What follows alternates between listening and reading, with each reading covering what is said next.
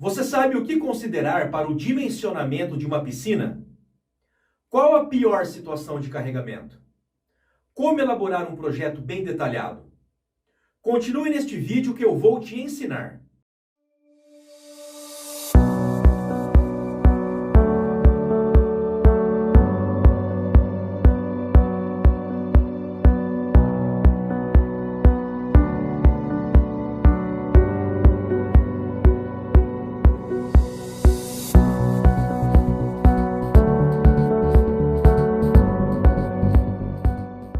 Esse vídeo terá duas partes.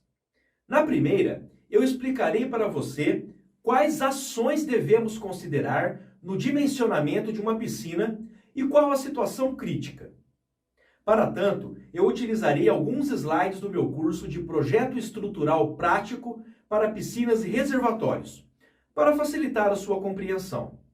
Na segunda parte do vídeo, eu vou te mostrar um projeto de minha autoria, para que você veja quais são os detalhes mais importantes para garantir um projeto de qualidade. Vamos começar!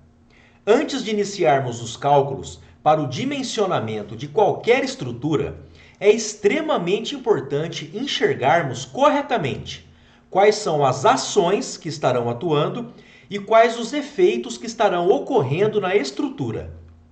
Esse é um dos passos mais importantes.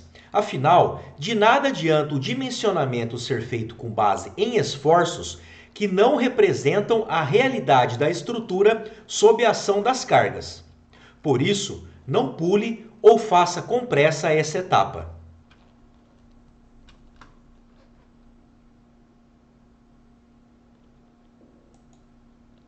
Você verá que eu enumerei as ações e os efeitos a serem considerados. Mas isso não significa que o primeiro é mais importante que o último, por exemplo. Foi apenas por uma questão didática. A primeira ação que devemos considerar em qualquer estrutura é o peso próprio. Neste caso, o peso próprio da piscina, fundo e paredes e todos os elementos que acompanharão a estrutura durante toda a sua vida útil, como o revestimento, por exemplo. Eu sei que algumas pessoas ignoram os revestimentos, pois acreditam que seu peso é pequeno comparado à grandeza do peso próprio da piscina. Mas isso é um erro. O revestimento ser leve não é uma regra. Existem infinitos tipos de revestimentos, cada um com suas características e pesos próprios. Portanto, eu aconselho que neste caso você peque pelo excesso. Considere o peso do revestimento nos seus cálculos. No caso de reservatórios fechados, não esqueçam de considerar também o peso próprio da tampa. A segunda ação é o peso do líquido, ou seja, a carga devido à natureza do fluido contido no tanque da piscina ou do reservatório. Por exemplo, o peso específico da água é de 1000 kgf por metro cúbico. Já a gasolina tem peso específico de 720 kgf por metro cúbico. Portanto, um reservatório de água, em termos de capacidade de carga, atende tranquilamente e com folga os esforços devidos ao armazenamento do mesmo volume em gasolina. O terceiro carregamento a se considerar são os empuxos atuantes. Neste item, entra tanto o empuxo provocado pela altura de líquido armazenado, quanto o empuxo que o próprio solo exerce nas paredes da estrutura. No caso da presença de lençol freático no solo, temos também o empuxo hidrostático nas paredes e o empuxo negativo da água na base do tanque, tentando levantá-lo até atingir o equilíbrio estabelecido pela relação entre o valor deste empuxo e o peso do reservatório, fenômeno conhecido como flutuação. Quando eu for explicar a situação crítica, eu mostrarei uns esquemas de forças que fará você entender de forma clara como o empuxo atua na estrutura. A quarta ação são as sobrecargas que podem atuar em um reservatório decorrentes do seu uso ou mesmo de construções ou instalações sobre o mesmo, ou próximas a ele. Eu vou deixar essa parte para explicar melhor quando apresentar o esquema de cargas logo no próximo slide. A quinta ação é decorrente do efeito da variação de temperatura. Sabe quando falamos de dilatação térmica? Então, o efeito dessa dilatação é a geração de tensões na estrutura. Pois pense comigo, se um corpo rígido tende a aumentar de volume devido ao aumento da temperatura, isto resultará em uma tensão interna no próprio corpo rígido. Nas estruturas é a mesma coisa. E qual a forma das estruturas aliviarem as tensões produzidas pela dilatação térmica? Por meio de aberturas, como trincas e fissuras, o que não é nem um pouco interessante em uma piscina, que tem como principal ponto qualitativo a estanqueidade. O sexto é a retração. O seu efeito, no que diz respeito a inserir novos esforços internos na estrutura, é semelhante ao conceito da dilatação explicado anteriormente. Existe uma alteração do volume. Só que ao invés de dilatar, o elemento tende a se retrair, o que também resulta em tensões adicionais na estrutura. O sétimo e último é a fluência. Você lembra o que é fluência? Lembra lá das aulas de concreto da faculdade, quando o professor falou sobre ela? Fique tranquilo, eu vou te refrescar a memória. A fluência é o aumento gradual da deformação com o tempo, devido à estrutura estar sob uma tensão constante. Por isso que o responsável pela fluência são os carregamentos permanentes. Trocando em miúdos, é a deformação lenta do concreto. Agora você já sabe quais são as ações e os principais efeitos que devemos considerar no dimensionamento de uma piscina ou de um reservatório.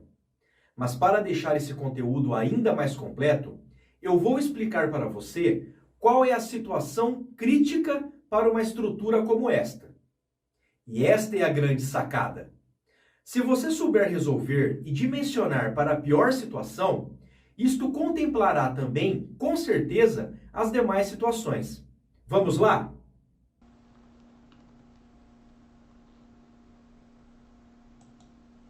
Se atente ao fato de que o esquema de cargas que eu vou apresentar aqui é apenas para caixas enterradas em solos onde não existe a presença de lençol freático. As demais situações possuem esquemas um pouco diferentes, portanto, não generalize. Enxergue e componha corretamente cada uma delas. No meu curso de Projeto Estrutural Prático para Piscinas e Reservatórios, eu ensino uma grande sacada, onde você nem precisa se preocupar muito com isso.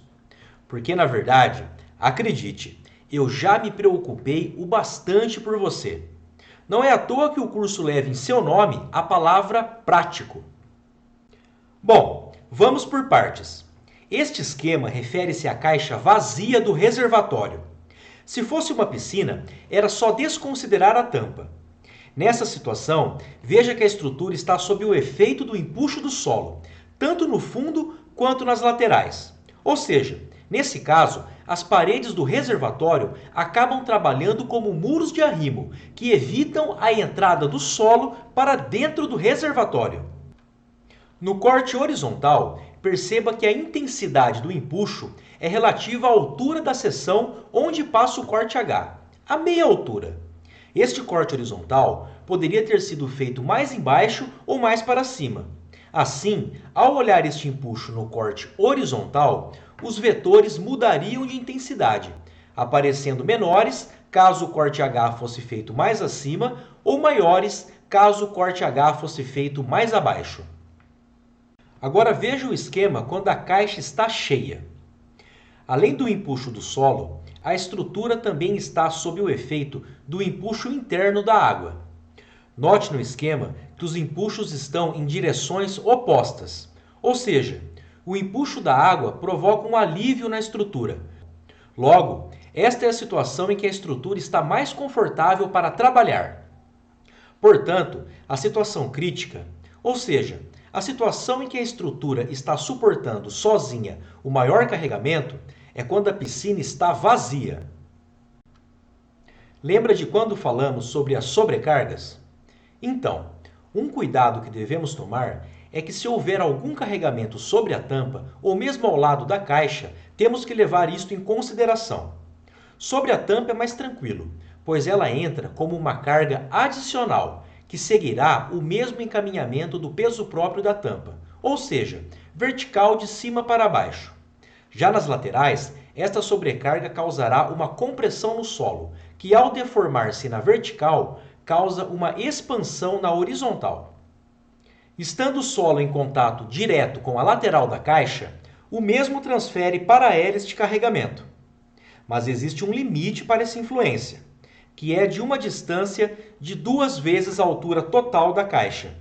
Portanto, se você for realizar uma área em torno de uma piscina ou reservatório, onde será utilizado revestimentos ou pedras, armazenagem de materiais, equipamentos ou mesmo um local para automóveis, não esqueça de considerar este carregamento.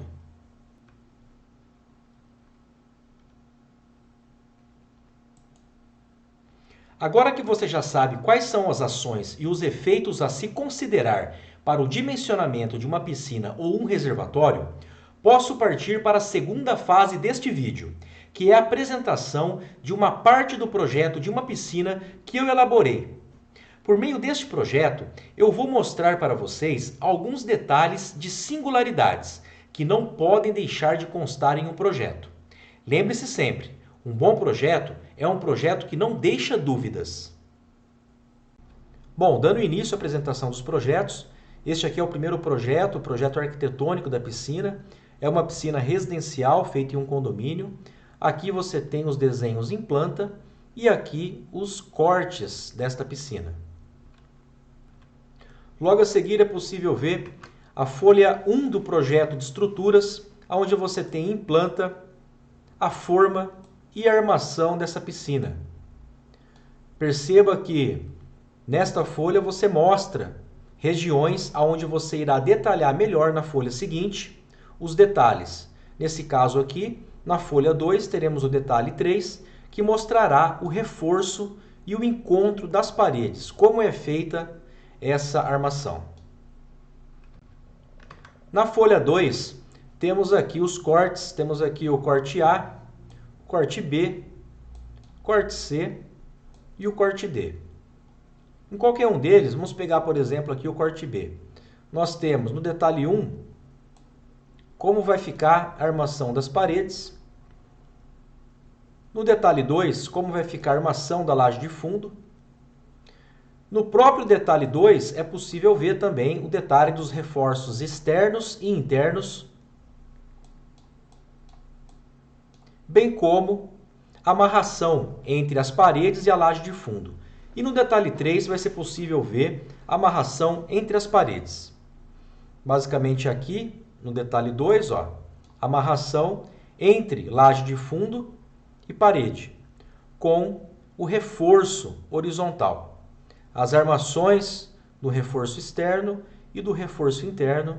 E aqui do lado, separadamente do desenho para poder enxergar melhor. Aqui no detalhe 3, amarração entre as paredes, com um reforço vertical também.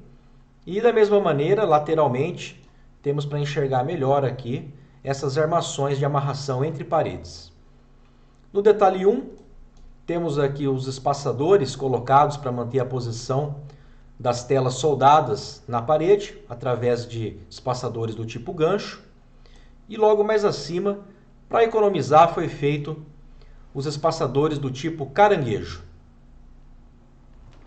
Eu vou colocar aqui a versão para impressão, para vocês verem melhor como é que ficaria. Opa! Pronto.